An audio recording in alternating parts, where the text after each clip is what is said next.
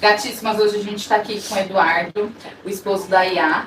A Iá já veio, vocês acompanharam a história dela e hoje a gente vai entender um pouquinho da história do Eduardo. Ele vai contar pra gente como tudo começou. Se tiver algum ponto que você não quiser falar, Eduardo, não tem problema, você pode pular. Mas qual que é a intenção? Trazer, principalmente para essa garotada, a realidade.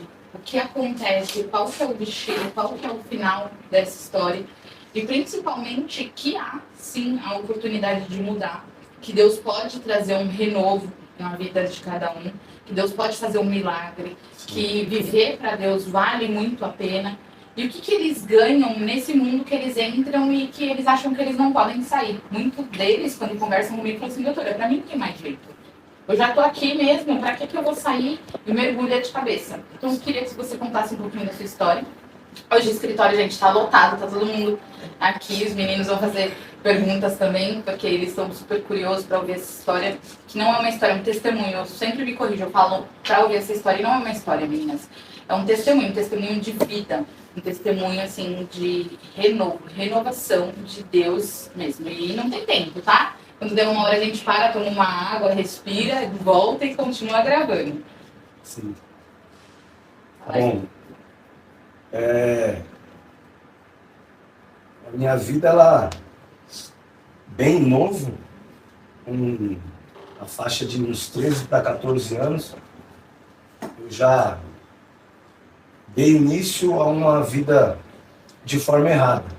Eu estudava, mas assim, sempre observando as maus influências que estavam do meu lado. Não que eu fui influenciado por ninguém, eu fui por opção. E comecei a ter uma vida assim desordenada, né, desregrada, buscando aquilo que não ia me edificar, que não ia me trazer um futuro próspero. E aí eu, enfim, parei de estudar e comecei a me envolver verdadeiramente. Quantos anos você tinha a primeira vez que você se envolveu? 13 para 14 anos. 13 para 14, bem novo. Bem novo. Então, a partir daí, eu já comecei a ter, assim, algumas experiências que, na verdade, hoje, tudo que eu vivi vai ser útil para mim.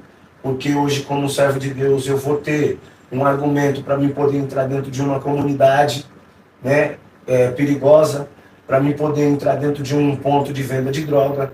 Hoje eu tenho todos os recursos para mim poder também alcançar as pessoas que viveram essa vida que eu também vivi, porque eu passei por isso. Mas não que isso para mim valeu a pena.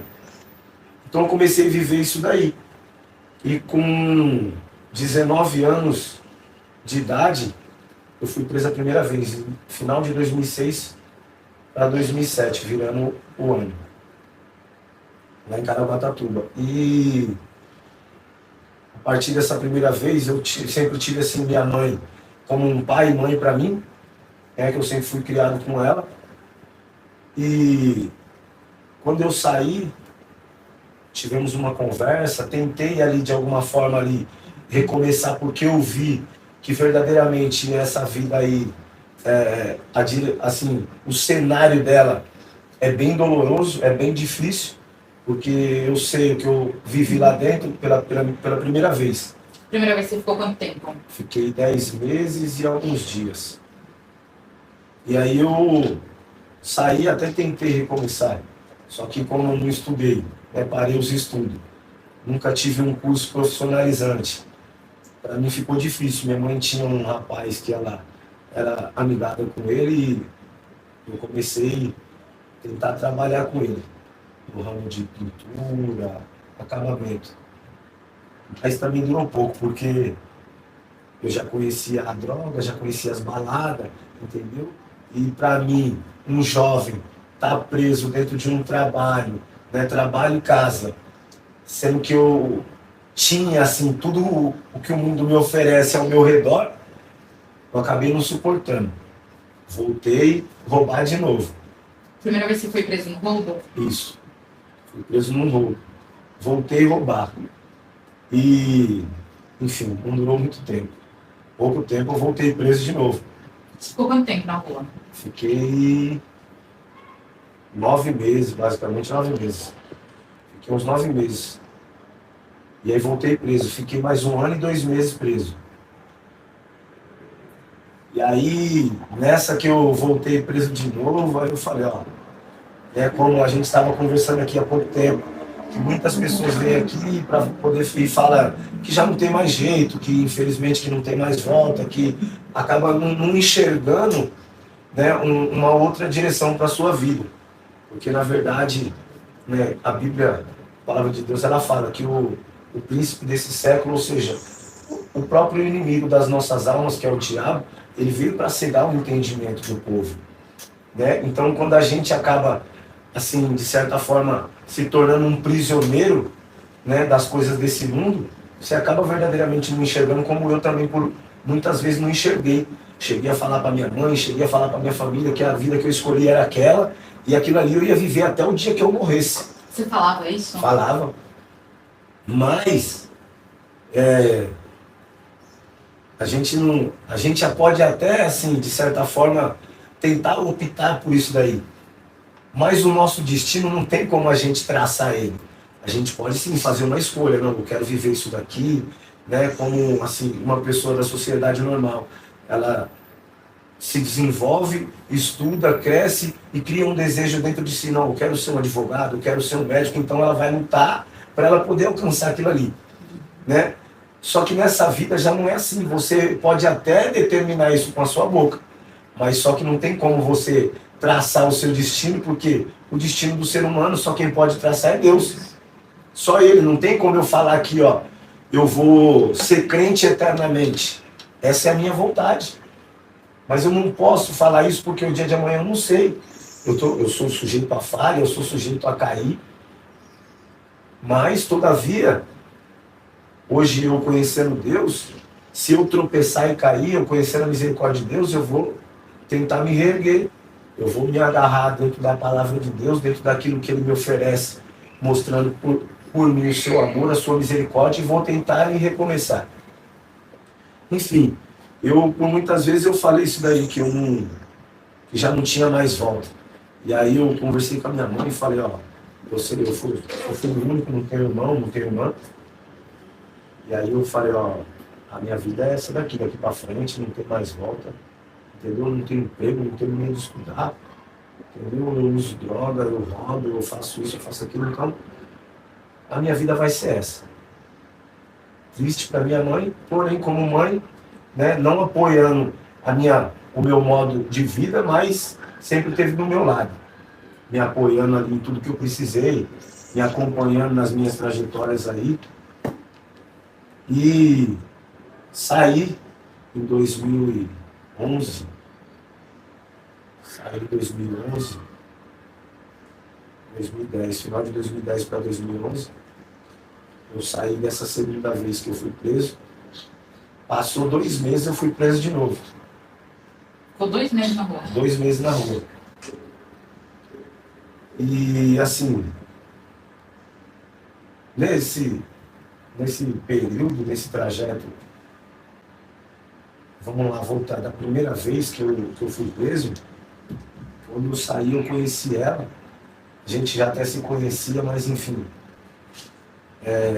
nada me segurava, porque se nem minha mãe me segurava, quanto mais, né? Então, eu era meio complicado.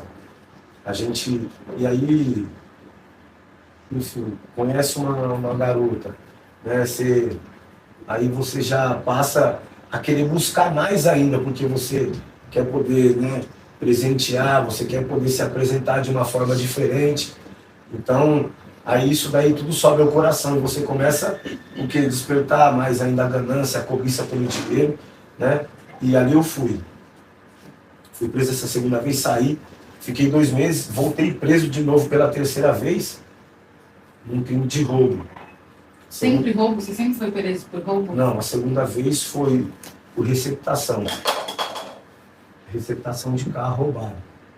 A terceira vez foi por roubo. E aí eu fiquei 3 anos, né? 3 anos preso. Fiquei 3 anos preso e... Eduardo, desde que você completou 19 anos, sua vida foi Preso, aí saía, ficava pouco tempo na rua, preso de novo. Eu não tive vida, na verdade, assim, uma vida livre.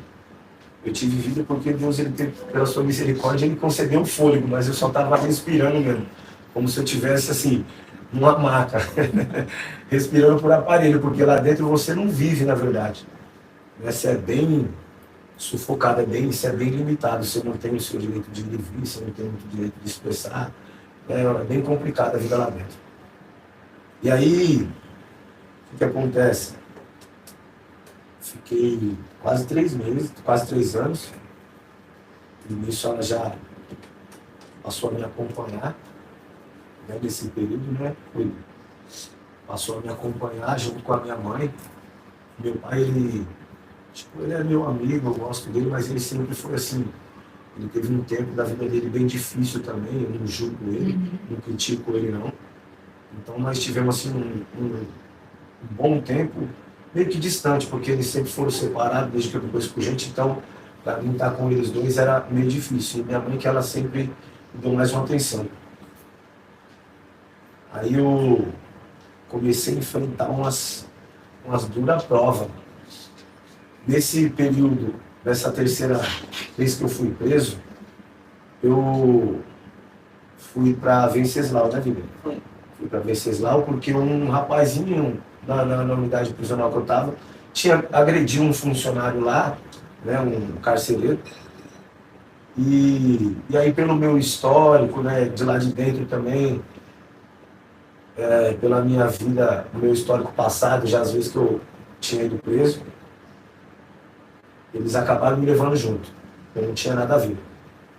Fui, cheguei lá, assim, o tratamento lá é bem rígido. Vou ser bem aberto aqui, tá? Não, pode ser, não tem problema nenhum. O que você passou lá? Porque, assim, hoje, como eu estou tendo essa oportunidade de poder contar um pouco da minha história, um pouco de, né, do tudo que eu passei para mim poder chegar até aqui, para mim hoje me tornar um homem de Deus, um servo de Deus, não foi por conta, não foi o cárcere, não foi o sistema prisional que me regenerou. Não foi o funcionário, não foi o agente, não foi o promotor, não foi o juiz, não foi o tratamento e nem a recepção deles lá dentro comigo que me fez regenerar. Foi o próprio Senhor Jesus. Então o que acontece? Quando eu fui transferido para Venceslau, eu cheguei lá, eu tive uma recepção bem deselegante, eles me bateram bastante, porque fui um funcionário agredido, e lá é um sistema diferenciado, é um regime diferenciado. É um presídio de segurança máxima. Isso, é tipo, não é o Venceslau que muita gente vê aí na televisão, que tem alguns personagens por aí, mas é um regime bem diferenciado, porque tem Venceslau 1 e Venceslau 2. E eu fui para Venceslau 1, que é um tipo de um castigo lá. Você não tem direito a banho de sol, você não tem direito a nada. Aí e nisso daí, eu cheguei lá, como eu apanhei bastante. Eduardo, essa parte de apanhar, assim, como que você fica ali? Porque você não pode se defender, você apanha, como que eles batem? Você fica... Tem que apanhar e você tem que ficar quieto. Mas você tem que estar cobrindo o rosto, o que você tem que fazer? É o único lugar que você tem que cobrir, para você acabar não perdendo o dente. Entendeu? Porque, assim, para ser sincero, eles não têm, assim, pelo menos não tiveram piedade nem dó não, porque eu cheguei lá, tinha um rapazinho que estava comigo, quando a gente chegou lá, não me lembro bem como hoje, que tinha um rapaz comigo que ele não tinha, assim, uma perna do joelho para baixo, então ele usava uma muleta e ele usava uma prótese, só que a prótese não pode levar. Então o que acontece? Ele desceu, eu fui o primeiro a descer, né, do bonde, daquele carro que nos transfere. Quando eu desci, eu já fui surpreendido por um soco. E aí eu me desviei e ele desceu depois de mim. E aí eu vi bem assim que os funcionários, a gente estava zombando dele e tal, chamando ele, né, de nomes assim de personagens bíblicos, não, de desenhos. Acho que vocês sabem de que eu tô, né, de Saci e tal, vai, pula, agora você vai ter que correr. E ali foi bem assim, bem caloroso aquela recepção, foi bem agitada por conta do desespero. Enfim, eu fui, recebi esse tratamento. apanhei sem eu ter nada a ver. Não só eu, todos que estavam. Nós fomos em 40 pessoas. E aí chegamos lá, eu passei a sofrer com isso daí, né? Aí, tipo, assim, para ser bem sincero, como eu sempre fui filho único, então eu sempre tive minha mãe bem perto de mim, ela que me acompanhava, que sempre esteve bem presente. E aí, quando eu fui isolado naquele lugar ali, eu falei, nossa, e agora? Agora...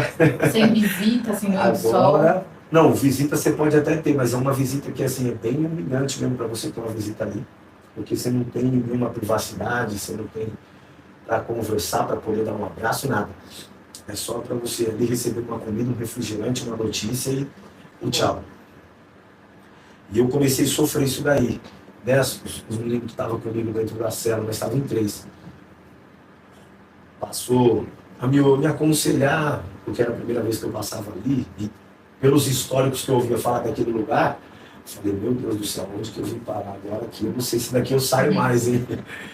E aí esse temor começou a entrar dentro de mim. Foi um pastor com a gente da igreja. Né? Ele é pastor lá, ele era um pastor lá dentro dos presídios, pastor André. E ele foi sem ter nada a ver também. Só que eu, na verdade, eu nunca tive assim, descendência nenhuma cristã, minha família. Eu nunca tive nenhuma raiz assim, né, do cristianismo. Para poder eu despertar esse interesse assim, em conhecer Jesus. E ali, foi ali naquele lugar que iniciou uma história assim, para que hoje eu chegasse até aqui, como servo de Deus. Porque ali com toda aquela pressão, todo dia vinha o Gil com o cachorro na mão, algemava nós no ferro, assim, na porta de ferro, tirava nós para fora algemado, entrava, vasculhava tudo, depois trancava de novo. Enfim, era meio que assim, uma opressão psicológica. E para comer, Eduardo, lá? Então, para comer, lá os próprios funcionários que passam distribuindo alimento. Tem uma cozinha lá interna. Só que, tipo assim, eu sempre, as unidades prisional que eu passei, sempre, assim, foi de quem impera lá dentro, existem facções criminosas que imperam dentro do presídio. E eu sempre caminhei dentro de uma cadeia que quem impera é o PCC. Enfim, eles têm a forma deles de governar, de, né, assim, segundo eles, de implantar uma paz ali dentro, uma falsa paz, que na verdade a paz verdadeiramente eles não conseguem oferecer para ninguém, porque a verdadeira paz só quem consegue oferecer é o próprio Senhor Jesus. Mas enfim, lá em Venceslau existe outras facções assim, que são divididos assim, e aí eles fazem a nossa comida, só que porém era bem difícil para se alimentar lá. Por quê? Porque os próprios cozinheiros que cozinhavam a comida, por saber que ia mandar uma comida para um rival, então eles às vezes colocavam caco de vidro, às vezes colocavam ali, né, chumbinho, entendeu? Então eles sempre faziam alguma coisa para tentar prejudicar o adversário. Então quando chegava a comida ali, eu particularmente para mim comer, o que eu fazia? Eu separava tudo, eu ia olhando a comida, para ver se eu não encontrava nenhum tipo de situação que podia me fazer mal, para mim poder comer, porque também senão eu ia morrer de fome. E aí quem passa pagando assim, o próprio funcionário ele entra com um carrinho, com os marmitex em cima, e vai distribuindo a quantidade em cada cela, a quantidade de moradores. Se é 3 a 3, se é 2 a 2, e assim vai. Então eu comecei a sofrer demais com isso daí. Eu nunca tinha passado por um regime daquele ali. E aí um certo dia, como eu estava falando, a minha família nunca teve assim, nunca tive uma descendência do cristianismo. Sempre foi espírita, minha mãe e tal. Então eu falei, meu Deus, e agora? Eu não conheço, nem sei quem que é esse Jesus aí. Tinha uma biblinha lá dentro da cela, e eu sempre fiz parte do espiritismo também. Mas esse dia eu falei, não, eu preciso falar com alguém que pode me ajudar. Ninguém que estava ali podia me ajudar com nada, porque estava na mesma situação que eu. Então eu tinha que buscar um refúgio, eu tinha que buscar um auxílio em algum lugar.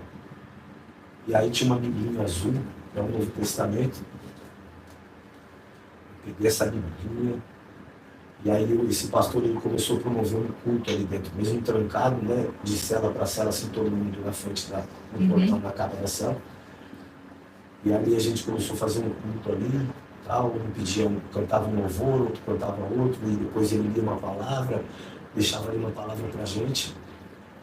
E eu comecei a participar daquilo ali e comecei a me sentir confortado em ouvir aquelas palavras, em poder ouvir os louvores. E aí um dia eu falei, eu vou orar e vou falar com Deus. Porque eu preciso sair daqui. O normal lá era, assim, 30 dias você já ser desinternado, porque lá é uma espécie de internação. Ali as pessoas que dão muito problema no sistema prisional, eles internam lá. Ali é um tipo de internato. E aí eu peguei e falei, vou falar com Deus.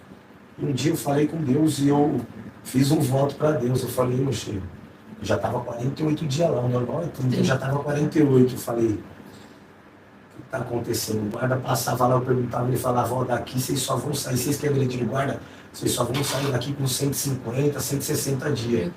Aí eu falei, não tem como. E eu já estava desesperado.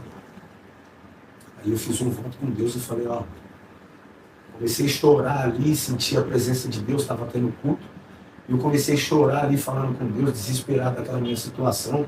Às vezes tinha pessoas que iam para a enfermaria, já não voltava mais para o atendimento de enfermagem. Já não voltava mais, porque quem cuidava lá eram as pessoas que, assim, de facções opostas. Então, muitas vezes, pessoas iam e já ficavam ali, entendeu? Muitas das vezes persuadido, né? Muitas das vezes ali também atacado, né, pelo inimigo. Então, eu estava meio que desesperado. E eu falei, não, eu preciso sair daqui. E eu falei para Deus, eu falei, se o Senhor me tirar daqui, aonde eu chegar, eu vou te servir, que eu estava com o coração bem aquebrantado, estava meio que saturado já naquela vida, de todo aquele sofrimento, mas não, ali, assim, eu posso dizer que aquele momento ainda não era um verdadeiro arrependimento, era um desespero. Um desespero. Tem uma palavra correta que usa para isso, agora eu não me recordo, e eu fiz esse voto com Deus, mas meio que em vão, assim, né, no objetivo de alcançar aquilo que eu queria. Né? No momento ali eu até tinha esse desejo, mas o que acontece? Mas a semente já tinha sido plantada no seu coração, você já tinha sentido paz? A semente já estava plantada e já estava sendo regada.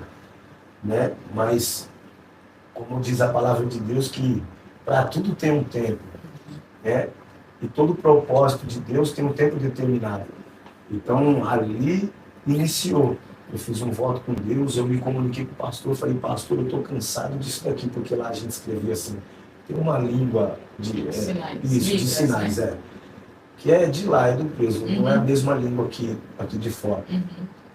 E aí, eu me comuniquei com o pastor, eu falei, pastor, ó, a partir de hoje eu estou cansado, se Deus me tirar daqui com vida, aonde eu chegar eu vou servir a Deus. E aí passou poucos dias, fui desinternado. Fui para Parelheiros, de Parelheiros fui para Junqueirópolis. Enfim, esse pastor me seguindo, esse pastor onde eu ia também, eu falei, oh, misericórdia, Deus, e agora? E como eu me falei para ele isso daí, então ele ficava sempre, e aí, filho, vamos lá, coragem, né? Mas aí você está naquela juventude, na flor de tudo ainda, e eu encontrava os caras de onde eu moro, né, os conhecidos, eu falava, e agora, meu, esse crente aí, ele tá querendo me sujar aqui com os caras. Né, e eu ficava, tipo, meio que me desviando dele.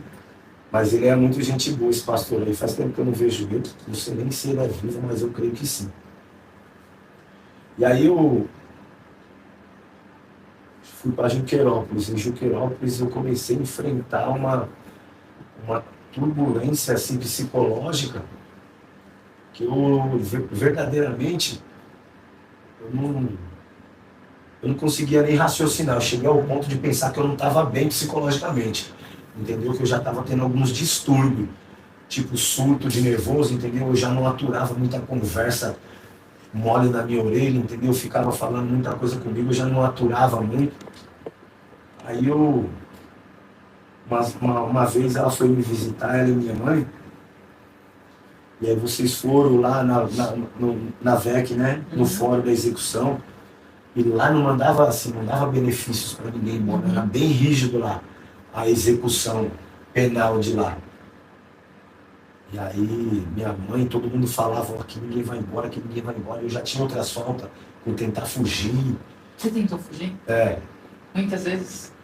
Algumas vezes,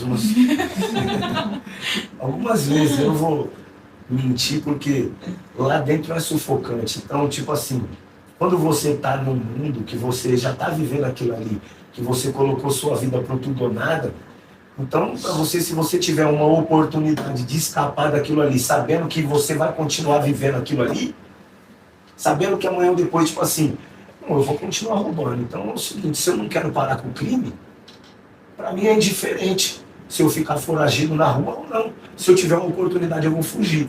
Então, sempre que aparecia alguma oportunidade, eu falava, opa, agora acho que eu vou chegar em casa. Mas era sempre frustrado. E aí é sempre falta. Vai sempre dificultando a situação para você poder ir embora. E aí minha mãe, minha esposa, e todo mundo comentando, não, aqui não vai ninguém embora.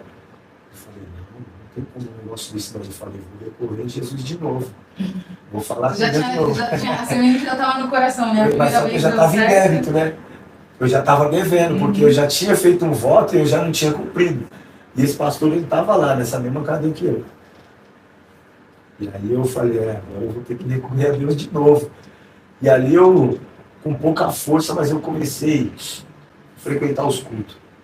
Porque, assim, o que sempre causa muita turbulência na vida do réu, do preso, lá dentro, de verdade, assim, a saudade, a distância, tudo isso é uma parte, assim, do sofrimento do preso. Mas, muitas das vezes, quem ocasiona, assim, o maior sofrimento para a nossa vida é a gente mesmo. Então, quando você começa a viver uma vida, você já está preso. Né? Você já não tem como trabalhar, não tem como roubar, não tem como fazer nada. Você depende do pai, depende da mãe, depende da família. Às vezes está dependendo de um amigo e aí a pessoa começa a usar droga, né? Começa a se envolver ali em coisas ali, tipo, para tentar, tipo assim... Sair. Para tentar esquecer o problema. Então, você acaba o que trazendo mais consequência, mais problema. E isso era o que acontecia comigo.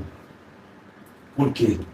Porque eu sempre fui uma pessoa, assim, nesse mundo que eu era bem da farra mesmo. Entendeu? Eu gostava bastante de farra, de bagunça, de bebida, de droga, entendeu? Então, toda oportunidade que tinha, eu falava, opa. Só que aí você começa a sofrer as dificuldades, porque tudo tem um preço. Nada é de graça, ninguém dá nada para ninguém. E aí eu falava, meu Deus, quando que isso vai acabar? E tipo, assim, quem está no mundo às vezes fala, não, não sou viciado não, não sou isso não. Mas na verdade você está preso, porque eu particularmente, às vezes quando tinha droga próximo de mim, né, certamente que eu tinha assim, se não tivesse, tudo bem, mas se às vezes tinha, eu queria usufruir. Então, se tornava algo meio que compulsivo, entendeu? E aí eu já não suportava mais isso daí também, porque eu queria me libertar de tudo isso daí, do cigarro, da droga, da bebida, queria poder dar uma atenção melhor para minha mãe, que já estava com vários problemas de saúde, que na verdade assim, eu só dei trabalho para ela, né? Com tudo que eu vivi, com tudo que eu fiz, por eu ser o único filho, então eu nunca fui assim, bem presente na vida dela para poder auxiliar ela como filho. E aí eu comecei a raciocinar, a pensar nisso.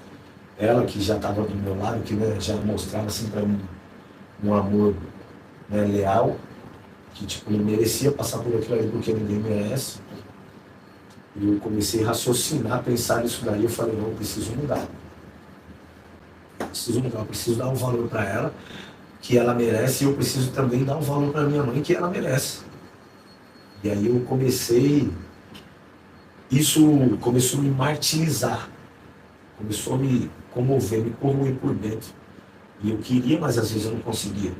Então comecei a sofrer muita opressão psicológica, muita turbulência. Mas eu fui recorrer a Deus e, assim, hoje eu falo que foi o mover de Deus, verdadeiramente, porque até um tempo atrás, em que eu não me encontrava na presença de Deus, eu até falava, mas não assim com tanta convicção. Deus, ele fez um grande milagre na minha vida, porque em toda a situação que eu estava, de falta, aquela situação de uma agressão de um funcionário, porque geralmente isso daí se torna bem difícil para você poder depois se reabilitar, poder ter um direito de um benefício, eu ganhei essa falta. E quando eu passei lá em Parelheiros, eu encontrei um senhorzinho de idade, ele tinha conhecimento dos códigos penais, e aí ele fez a própria punho para mim um pedido de semiaberto para mim poder. E quando eu pensei que não, ela foi me visitar junto com a minha mãe, me visitaram no sábado e no domingo. Quando foi na segunda-feira de manhã, o funcionário foi lá na frente da cela e chamou minha matrícula, meu nome, e falou: pega suas coisas que você está indo para a colônia. Eu falei, não acredito. A colônia? A colônia. Eu falei, então tá bom, já peguei minhas coisas, nem me despedi de ninguém não, nem falei com ninguém, ele abriu e eu fui embora. Fui para a colônia. Mas e o voto que eu tinha feito com Deus? Nossa, não estou conseguindo não, porque cheguei lá, já encontrei uma boa, eu digo seu primo, né? E aí encontrei alguns amigos, e aí já entra aquele orgulho de novo, aquele negócio do não, eu sou isso, que eu faço isso, que eu sou aquilo. Eduardo, a sensação de poder, assim, de poder fazer, a sensação de respeito, essa sensação puxa mais assim, a pessoa pro crime, porque geralmente é como se você tivesse um respeito, né? Ele é criminoso, então eu vou respeitar porque ele resolve, ele é criminoso. Essa sensação puxa mais, você tinha essa sensação? Isso influencia um pouco, mas eu vou, para ser bem sincero, assim, eu nunca tive assim esse sensação de poder. Eu era uma pessoa bem, tipo, meio que radical, assim, meio chucro, né? Mas eu, tipo assim, eu não aceitava muitas coisas, não gostava nunca gostei de muita conversa. Mas assim, essa sensação, isso verdadeiramente influencia, mas influencia para outras coisas. E esse não foi o meu caso, porque eu, graças a Deus, eu tive durante todo esse percurso aí, mas eu não tive envolvimento assim, com facção nenhuma, entendeu? Embora eu tivesse toda a oportunidade, entendeu? Mas eu optei por não querer, porque eu sabia, eu já tinha dentro de mim, que eu não queria pro resto da minha vida viver aquilo ali. Né? Embora eu não conseguisse sair daquilo ali, eu estava já buscando, eu já tinha dentro do meu coração isso aí. Então, esse sentimento, essa sensação de poder, né, de querer mandar, eu, tipo, em algumas questões, né, obviamente que se você tem alguma autoridade, né, se você tem algum nome, né, e você serve espiritualmente, você vai usar aquilo ali. Né? Muitas das vezes vai bater no peito e falar, não, eu sou isso, eu faço aquilo e tal, mas para vanglória, né? Mas não para poder ou querer diminuir ninguém ou querer ser mais do que ninguém. Isso daí, graças a Deus, assim, eu nunca tive tanto isso dentro de mim. E aí eu ganhei meu benefício, fui para a colônia, cheguei lá na colônia, meu Deus, e aquele negócio assim na minha mente. Eu, meu Deus, eu fiz um voto com Deus, eu não estou cumprindo. Cheguei na colônia, não pude sair, a primeira saidinha. Aí eu já estava me envolvendo com as pessoas, né, todo mundo, que viviam a mesma vida que eu. Enfim, e aquilo ali cada vez mais se distanciando de mim. Cada vez que eu me aproximava do mundo, das pessoas, das companhias, mais força, menos força aquilo tinha dentro de mim. Mas eu falei, não, eu vou parar, eu parei com o crime aqui, já era. Roubar, não roubo mais, traficar, não trafico mais, eu não faço mais nada de errado. Só que o que acontece? O lugar que eu estava lá era bem complicado assim, de se viver, porque muitas pessoas eram bastante prejudicadas, tipo, os agentes acabam pegando a pessoa da colônia que já está um passo para a rua e regredindo ele para o fechado de novo, para ele poder viver tudo aquilo, tem que passar por um novo processo. Então eu vi aquilo ali acontecer à minha volta de uma forma assim, bem justa. Eu falei, não tem como eu ficar aqui, porque senão é o seguinte, daqui a pouco eu vou ser o próximo, porque o meu histórico, o meu passado e as minhas companhias oferecia tudo para mim ser um alvo deles. Então eu falei, não, e agora? Comecei a raciocinar isso daí, tive a oportunidade de sair de saidinho.